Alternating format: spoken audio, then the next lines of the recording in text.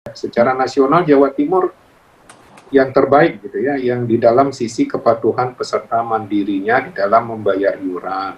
Tapi kalau kita trace lebih dalam, memang ada beberapa daerah yang tingkat kepatuhannya masih rendah, misalnya di wilayah Pulau Madura misalnya. Ya mungkin bisa jadi karena ability to pay-nya yang memang kurang, yang seharusnya mereka bisa masuk sebagai peserta yang dibiayai oleh pemerintah daerah, tapi karena mereka belum tercover, sehingga mereka memilih sebagai peserta mandiri.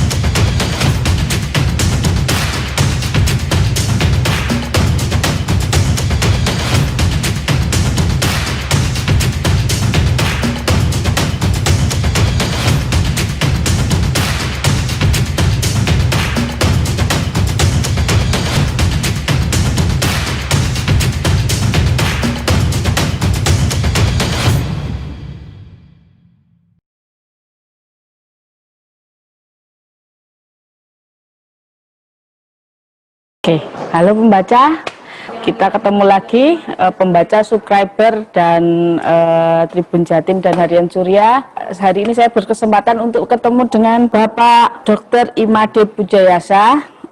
Beliau Deputi Direksi BPJS Kesehatan Wilayah Jawa Timur dalam rangka menyambut ulang tahun Harian Surya yang ke-32 pada 10 November besok. Kita akan ngobrol dulu dengan Dr. Imade Pujayasa yang biasa diakrab Pak Puja ya.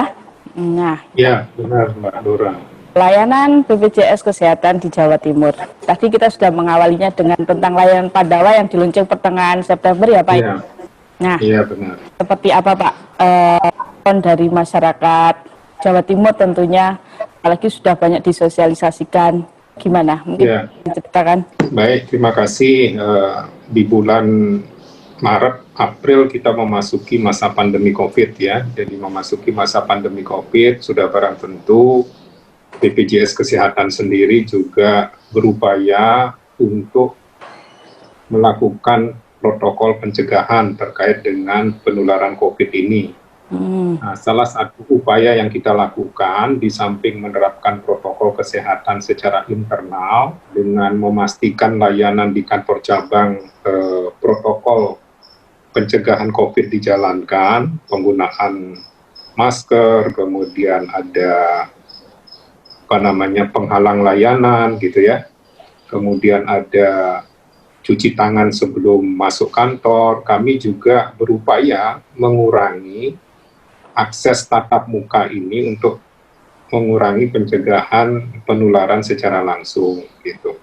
Jadi ada beberapa memang layanan yang kita miliki yang sebelumnya sudah dijalankan seperti mobile JKN, kemudian ada chat assistant JKN yang biasa disebut dengan Cika gitu ya, dengan nomor WA atau nomor telepon yang sudah ada, kemudian bisa juga melalui BPJS Call Center 1.500-400 ya. Dan kami di pertengahan bulan September itu juga meluncurkan yang namanya aplikasi Pandawa. Jadi melalui nomor WA, sehingga peserta-peserta selain peserta PBI ya, karena PBI ini kan mungkin masyarakat yang tergolong kurang mampu, yang mungkin tidak memiliki akses telepon atau WA. Nah, itu kita tetap persilahkan untuk melakukan pelayanan tatap muka di kantor cabang. Demikian juga untuk peserta mandiri dan bukan peserta kelas 3, itu silahkan melakukan proses layanan tatap muka di kantor cabang. Selebihnya itu kita dorong untuk melakukan pelayanan non tatap muka. Jadi melalui Pandawa, melalui mobile JKN, melalui Cika, Pika, dan sebagainya gitu ya, sehingga kita berharap terjadi penurunan kontak langsung di kantor cabang kami.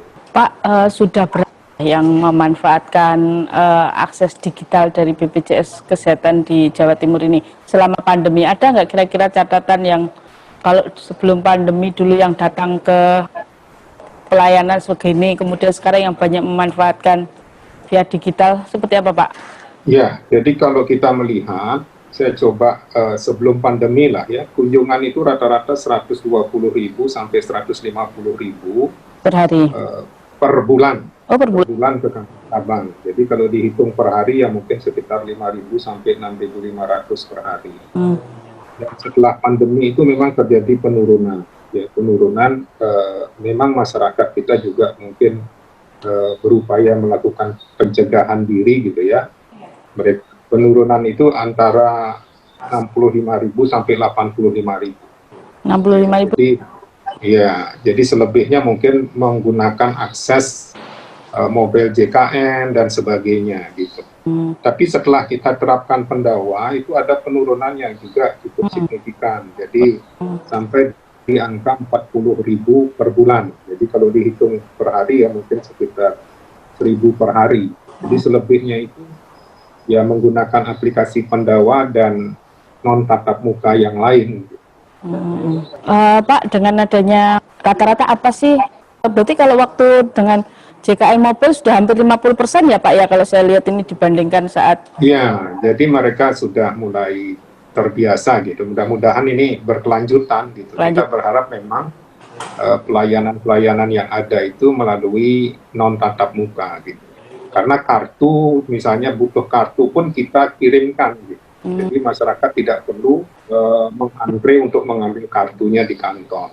Targetnya berapa sih? Ini sudah ada Pandawa turun ya, tinggal 40.000 per bulan. Apakah nanti inginnya bisa meminimalis lebih kecil lagi atau gimana Pak? Kalau kita sih target ya, semakin keberhasilan kantor cabang itu adalah semakin sedikit jumlah yang berkunjung, berarti kita anggap itu semakin berhasil gitu loh. Masyarakat semakin melek terhadap teknologi yang ada gitu. Dan luaran kita kan pasti kita lihat apakah ada pertumbuhan peserta, apakah ada permintaan informasi dan penanganan keluhan meningkat. Ya. Jadi outputnya juga kita lihat di sana. Jadi kalau kita melihat misalnya jumlah kepesertaan kita sampai dengan bulan September ya di 2020 ini untuk wilayah Jawa Timur sudah 30,3 juta jiwa. Jadi 74% dari total penduduk Jawa Timur, kurang lebih 40,8 juta jiwa. Nah, pertumbuhan peserta ini dari bulan ke bulan itu ada peningkatan ya, meskipun dalam masa pandemi ada badan-badan usaha mungkin yang mem-PHK-kan, merumahkan, tetapi di satu sisi mungkin mereka beralih ke peserta mandiri gitu ya, peserta mandiri, peserta penduduk yang didaftarkan oleh pemerintah daerah, karena Provinsi Jawa Timur sendiri ada anggaran pajak rokok yang digunakan kurang lebih 500.000 peserta itu dibiayai oleh provinsi gitu ya. Jadi kita juga bersyukur Gubernur beserta jajaran juga memprioritaskan jaminan kesehatan untuk masyarakatnya. Jadi ada kurang lebih 500.000 yang dibiayai oleh provinsi. Menggunakan anggaran pajak rokok itu ya Pak? Iya, benar. Sudah tercatat semua Pak itu? Sampai dengan bulan Oktober ini, target kita Oktober ini sudah selesai semua gitu ya, sudah selesai semua. Memang yang menjadi kendala di lapangan di bulan-bulan kemarin itu adalah banyak data-data yang diberikan kepada kita, data-data tersebut misalnya masih menjadi kepesertaan yang lain atau tanpa nomor induk kependudukan dan sebagainya, sehingga kita benar-benar melakukan validasi terhadap data yang ada, jangan sampai terjadi double data gitu. Nah, istilahnya apa ya, kepesertaannya itu rata-rata tanya digitalnya lebih ke apa ya Pak ya? Lebih ke klaim atau pembayaran iuran atau seperti apa Pak? Kira-kira mereka... Jadi kita di semua sisi ya, mulai melakukan pelayanan digital. Dari sisi pendaftaran, permintaan informasi, penanganan keluhan, semua sudah berbasis digital. Jadi lewat mobile JKN misalnya, masyarakat itu bisa mendapatkan 5 kemudahan utama di situ. Kemudahan terkait mendaftar ataupun mengubah data misalnya, kemudian mendapatkan informasi terkait data peserta dan keluarganya, mendapatkan informasi terkait tagihan dan pembayaran mereka, mendapatkan informasi terkait pelayanan, termasuk juga pengaduan dan informasi. Ya, malahan di dalam aplikasi mobile JKN ini kita juga kembangkan untuk konsultasi medis gitu. Jadi antara peserta dengan dokter keluarga tempat yang terdaftar, mereka bisa melakukan konsultasi di sana. Dengan Di samping itu di dalam aplikasi mobile JKN ini pun juga bisa kita melakukan pendaftaran nomor antrian di fasilitas kesehatan tingkat pertama. Di samping di sisi kepesertaan, kita juga mendorong untuk pelayanan digital di pelayanan. Pelayanan di sini maksud saya di pelayanan kesehatan, baik di FKTP, fasilitas kesehatan tingkat pertama, puskesmas, dokter keluarga, klinik, dan sebagainya, termasuk juga di rumah sakit. Misalnya, yang sekarang kita lagi dorong adalah antrian online, ya, antrian online melalui aplikasi mobile JKN untuk di fasilitas kesehatan tingkat pertama.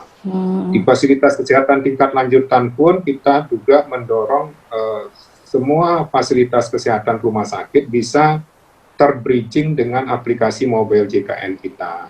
Sehingga peserta kita akan mengetahui juga, misalnya yang selama ini menjadi keluhan terkait dengan jumlah tempat tidur misalnya.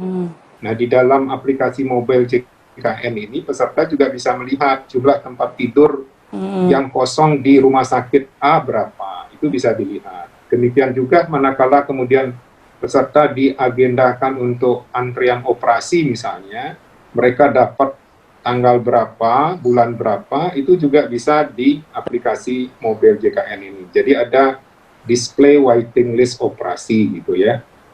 Nah, kita juga ada beberapa kemudahan yang juga kita dorong, khusus untuk pelayanan hemodialisa misalnya. Hemodialisa itu kita simplifikasi, jadi peserta yang datang ke rumah sakit tidak perlu lagi minta rujukan ke fasilitas kesehatan tingkat pertama tempat mereka terdaftar. Jadi disiapkan fingerprint sebagai pengganti dari rujukan mereka. Jadi langsung kemudian hemodialisis. Ya, jadi langsung bisa di rumah sakit mereka. Jadi tidak perlu bolak-balik ke puskesmas ataupun ke dokter praktek perorangannya. Hanya bisa dari aplikasi. Iya. Betul. Iya, benar. Ini demikian juga dari sisi pelayanan obat, ya, obat-obat rujuk balik. Jadi rujuk balik kan biasanya ada pasien yang sudah stabil gitu ya, dirujuk balik ke puskesmas atau ke dokter praktek perorangan. Mereka kan dapat obat rutin sebulan itu. Pasien-pasien rujuk balik ini kan pasien-pasien diabetes, hipertensi yang sudah stabil. Ya Pak ya. Itu resepnya cukup diiter saja. Jadi mereka tidak perlu lagi ke FKTP untuk pengambilan obat berikutnya, bisa langsung ke apotek gitu. Demikian juga pelayanan obat kronis di rumah sakit. Jadi kasus-kasus kronis yang tidak dirujuk balik ini juga dilakukan ITER seperti itu. Jadi cukup dengan resepnya mereka mengambil obat di bulan berikutnya ke apotek tempat pengambilan obatnya. Jadi kita berupaya mengurangilah ya kontak peserta dengan fasilitas kesehatan, sehingga harapan kita penularan COVID ini juga bisa ditekan. Ada catatan Pak, kira-kira berapa peserta yang sudah mendapatkan layanan yang terkait dengan kesehatan itu? Ya, kalau kita melihat sih dari sisi penurunan kasus kan bisa dilihat ya. Jadi kalau kita lihat penurunan kasus untuk di FKTP maupun di FKTL ini kan bisa kita monitor. Kalau dari gambaran yang kita terima, misalnya contoh ya, pelayanan di FKTP ini di samping karena penurunan kasus COVID, juga bisa karena adanya kemudahan-kemudahan tadi gitu. Yang kalau sebelum COVID misalnya di fasilitas kesehatan tingkat pertama itu jumlah yang berkunjung itu sampai 2,5 juta. Ya, 2,5 juta. Jadi dengan adanya COVID ini turun jadi 1,7-an gitu. Demikian juga di rumah sakit, misalnya dari 1,2 itu jadi 850 ribuan. Jadi ada penurunan memang kasus, di samping karena penyebab pandemi sendiri, juga layanan-layanan yang kita berikan. Tapi kami sebenarnya datanya ada ya, berapa sih yang sudah memanfaatkan misalnya terkait dengan fingerprint untuk HD berapa. Itu kalau saya tidak salah itu semua pasien HD sudah memanfaatkan itu. Kemudian pasien-pasien kronis pun yang memanfaatkan resep ITER ini juga sudah hampir sebagian besar. Besar ya Pak. Jadi ya kita memang mendorong mereka ke arah situ. Kecuali misalnya dokternya merekomendasikan untuk melakukan pemeriksaan khusus terhadap pasien ini karena dilihat masih belum stabil, itu mungkin harus berkunjung ke rumah sakit lagi. Kalau di wilayah Jatim mayoritas masih pastinya kota besar ya Pak ya, yang Surabaya, Malang mungkin ya yang banyak manfaat ini. Bagaimana dengan yang kan Jawa Timur ini macam? Ya, kita ada 13 kantor cabang ya. Jadi kalau di 13 kantor cabang ini sebenarnya pola standarisasi pelayanan kita sama. Cuma yang mungkin berbeda itu mungkin dari jumlah kasus. Kasusnya mungkin kalau Surabaya jumlah kasusnya besar, mungkin kalau di Banyuwangi mungkin lebih kecil, di Pamekasan lebih kecil gitu. Tapi kalau dari sisi pemanfaatan, ya, pemanfaatannya hampir semua dimanfaatkan. Semua daerah bisa ya Pak ya? Kan kadang ada yang... Iya, di semua daerah bisa itu. Jadi di depan kantor cabang biasanya sudah dibuat spanduk, banner terkait layanan-layanan kemudahan ini. Pak, terkait dengan klaim COVID dan COVID di tengah pandemi ini perbandingannya seperti apa Pak saat ini? Pastilah. Nah, kalau klaim COVID ini tugas kami adalah melakukan proses verifikasi ya, verifikasi terhadap klaim yang ada. Tadi saya coba minta berapa sih jumlah kasus yang sudah masuk gitu ya. Jumlah kasus yang sudah masuk itu lebih kurang sudah 42.928 kasus. Jadi dengan total klaim sekitar 2,9 triliun lah. 2,9 triliun, kemudian yang sudah diverifikasi oleh teman-teman di lapangan itu sudah 40.671 kasus dengan biaya 2,7 triliun. 2,7 triliun. Ya, jadi sisanya masih dalam proses verifikasi. Kalau yang non-COVID seperti apa Pak? Juga ada peningkatan atau pasti seperti apa Pak kalau yang? Nah, jadi kalau non-COVID ini memang ada penurunan seperti yang saya bilang tadi. Ada penurunan kurang lebih 30-40%. Jadi sampai dengan bulan September, itu klaim yang sudah kita bayarkan lebih kurang 10,5 triliun. Total ya Pak ya? Ya, nah, 10,5 triliun itu dengan jumlah rumah sakit ada 336 ya untuk rumah sakit yang melayani dan 2.657 pelayanan tingkat pertama. Nah, kalau COVID itu jumlah rumah sakit yang melayani rumah sakit rujukan itu ada 206 rumah sakit rujukan COVID. Berarti kalau lihat ini juga masih banyak yang non COVID ya Pak ya istilahnya, walaupun terjadi. Oh iya. Iya. Tapi memang terjadi penurunan. Ya. Pak, ada secara umum Pak antara PBI dan PBI dari jumlah klaim ini seperti apa Pak? Banyak PBI atau gimana? Dari klaim. Nah, itu harus kita lihat lagi ya. Kita harus lihat karena kalau di dalam pembiayaan kita itu kan yang biasanya dilihat tuh pelayanan di tingkat pertama berapa, rawat inap tingkat berapa gitu. Jadi biasanya dilihat per kelas, tapi kalau misalnya kita mau melihat bedah lebih dalam, sebenarnya bisa melihat data. Berapa sih yang dari PBI pembiayaan kita, non PBI berapa itu bisa. Tapi kalau dari jenis pelayanan, saya ada datanya ini. Ya, yang terbanyak itu biasanya di rawat inap. Rawat inap itu hampir 5,6 triliun. Ya, kalau di rawat jalan itu 3,2 triliun. Sedangkan di FKTP itu ada 1,6 triliun. 1,6 triliun. Iya. Berarti masyarakat mungkin sudah aware ya, jadi memanfaatkan rawat inap. Kalau sakit-sakit ringan mereka masih pede mungkin ya. Ya, jadi ya artinya kalau kita melihat tujuan dari program ini kan ada beberapa ya. Yang pertama, kemudahan akses buat masyarakat.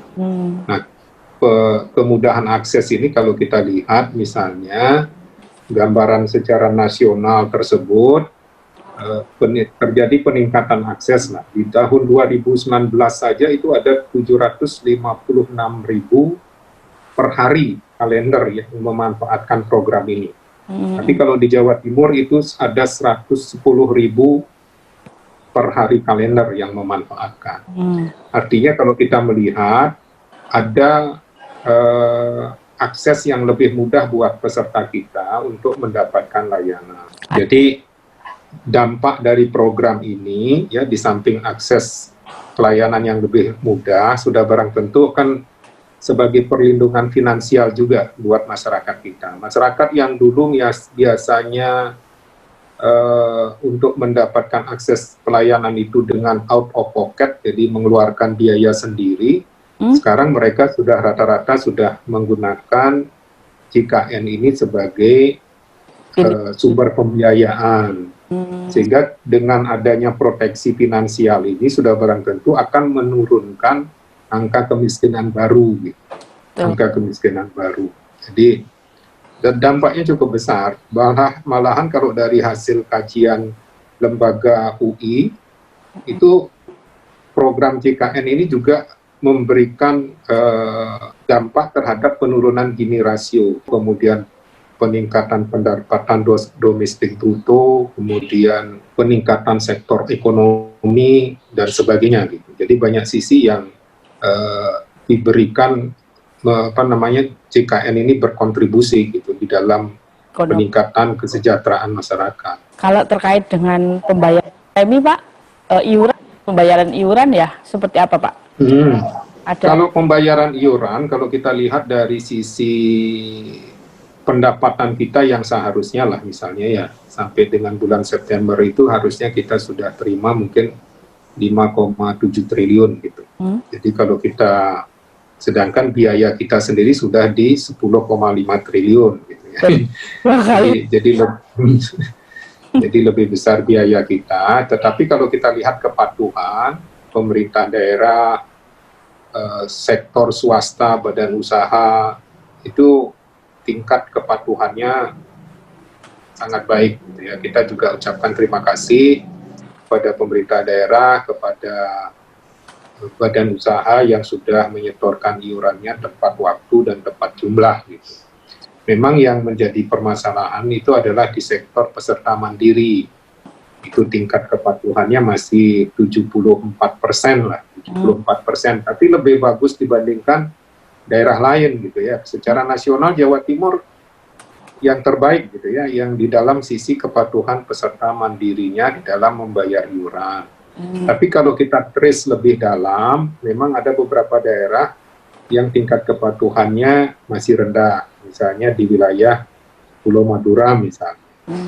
Ya mungkin bisa jadi karena ability to pay-nya yang memang kurang, yang seharusnya mereka bisa masuk sebagai peserta yang dibiayai oleh pemerintah daerah, tapi karena mereka belum tercover, sehingga mereka memilih sebagai peserta mandiri. Kepesertaan mandiri di Jatim itu ada berapa sih Pak? Dan selama pandemi ini tidak ada yang melakukan penurunan pembayaran ataupun ada enggak masalah yang apa istilahnya kalau di bank kan kredit macet ya, akhirnya karena mereka Ya Pak. Kalau kita sendiri, kalau sektor mandiri ini kurang lebih ada mungkin sekitar 15% ya dari total peserta kita. Nah di masa pandemi ini kita memang memberikan relaksasi buat peserta mandiri maupun peserta badan usaha. Jadi peserta mandiri yang misalnya tunggakannya lebih dari 6 bulan, kita berikan keringanan mereka untuk melakukan pelunasannya selama 6 bulan. Jadi pesertanya bisa aktif, nanti sisanya dibayar di tahun depan, di tahun 2021. Demikian juga untuk sektor badan usaha. Jadi kita berikan program relaksasi yang tunggakannya lebih dari 6 bulan, silakan dibayar 6 bulan saja dulu sehingga pesertanya bisa aktif. Nah, sisanya nanti baru masuk di tahun 2021. Ya. Oke, banyak Pak yang memanfaatkan relaksasi ini di Jawa. Mungkin tingkat pemanfaatannya belum terlalu besar ya, belum terlalu besar. Ditambah lagi mungkin salah satunya mungkin karena kesulitan ekonomi juga ya, kesulitan ekonomi. Tapi kalau kita lihat ya nilai pemanfaatan ini sekitar dari peserta yang menunggak itu mungkin baru 10% gitu ya, 10%.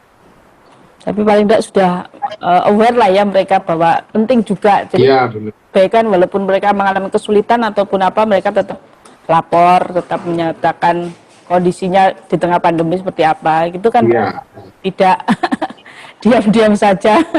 Ada pesan Pak untuk masyarakat Jawa Timur terkait layanan BPJS Kesehatan seperti apa Pak? Ya, jadi yang pertama yang perlu saya sampaikan, kenapa kita harus ikut program JKN gitu ya. Yang pertama itu ya compliant, ya kita harus patuh terhadap regulasi yang sudah ditetapkan oleh pemerintah. Jadi pemerintah mewajibkan seluruh masyarakat untuk ikut di dalam kepesertaan JKN ini. Yang kedua, sebagai proteksi, ya proteksi. Jadi sedia payung sebelum hujan gitu. Jadi bersyukurlah kemudian kalau kemudian kita punya jaminan yang bisa memberikan perlindungan kepada kita. Jadi kalau kita lihat sebelum pelaksanaan JKN ini, kalau masyarakat misalnya terkena gagal ginjal harus cuci darah gitu, harus menjual asetnya gitu ya, jual asetnya. Nah sekarang masyarakat sudah sangat paham gitu ya. Jadi salah satu upaya untuk proteksi kita, pencegahan kita terhadap biaya adalah dengan ikut JKN. Yang ketiga itu sebagai sharing gitu ya, sharing ini berbagi gitulah, gotong royong gitu ya. Kalau sekarang kan Hari Sumpah Pemuda, kita bersatu, beruntunglah misalnya, jangan sampai nanti ada pemikiran, oh saya ikut program JKN karena ingin dapat layanan gitu. Tapi niatkan ikut program ini bukan untuk sakit gitu ya, tapi bisa berbagi buat yang lain gitu. Sehingga kita berharap dengan kita ikut JKN, mudah-mudahan kita tidak sakit sehingga anggaran kita bisa digunakan untuk yang lain gitu. Yang kedua, saya ucapkan terima kasih kepada seluruh mitra ya, baik fasilitas kesehatan, media juga yang turut berpartisipasi aktif di dalam memastikan keberlangsungan program ini, dan kepada seluruh peserta, karena tanpa kerjasama di antara semua pihak ini, program ini tidak akan berjalan dengan baik. Ya. Kita ingin program ini pasti tetap berlangsung gitu ya, jangan sampai nantinya kemudian bangkrut dan sebagainya, sehingga butuh kerjasama semua pihak, kerjasama dari media di dalam memberikan informasi positif buat peserta-peserta yang ada, fasilitas kesehatan memberikan layanan yang berkualitas buat peserta kita, dan peserta membayar iuran secara rutin dan menggunakannya bila perlu. Jadi buat Surya, Harian Surya yang merayakan ulang tahun di tanggal 10 November, 10 November kan Hari Pahlawan ya, kami sangat berharap Harian Surya menjadi media yang terdepan, menjadi pahlawan gitu ya, di dalam membuat masyarakat lebih melek ya terhadap informasi-informasi positif dan menjadi media yang terpercaya. Saya atas nama manajemen mengucapkan selamat ulang tahun Surya, Harian Surya yang ke-31. Semoga tetap jaya, tetap terdepan dan menjadi pahlawan buat Jawa Timur khususnya. Terima kasih Pak Puja. Kapan-kapan kita ketemu lagi Pak. Semoga pandemi selesai biar bisa jumpa. Ya, mari. Selamat siang. Selamat siang.